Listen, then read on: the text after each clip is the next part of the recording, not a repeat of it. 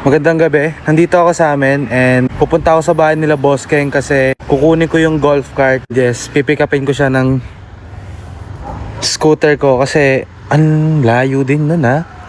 I won't cry for you. Update ko na lang kayo pag nandun na ako kasi ang hirap mag-drive. So guys, nandito na tayo. And yes, gabing-gabi na may nagpa-vlog pa rito. Grabe talaga ang trabaho ng mga vlogger. Yun, ito nga pala gamit ko yung scooter ko. Ayun.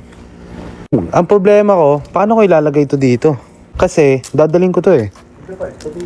Ha? Pwede mo siya itupi, tapos dito mo lagay. Oh, hindi. Dito ko sana siya papatong eh. Pwede siya, nakatayo dito.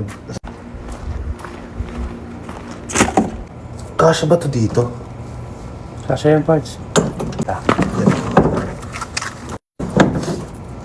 Pati mo pa, kaya pa.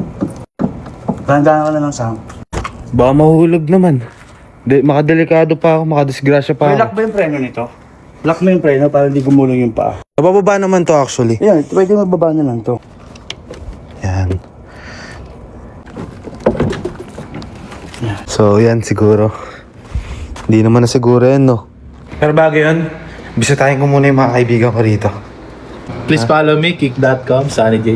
Uy! Nakalive ko ba sa Kick Cards? Alay mo ah. Kick, kami nila Boss K, Oh. Juni. Okay, bounce na tayo. Doy, ingat ka Doy ah. Ingat, Pwes. Ingat ka. Dahan-dahan lang, ha? Okay, Doy.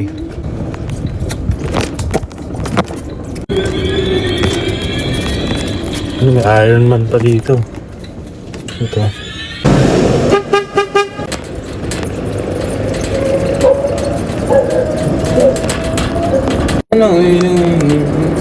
Hello po. Gabing gabi na. Ano yung daan, no? Tangin na nakakatakot.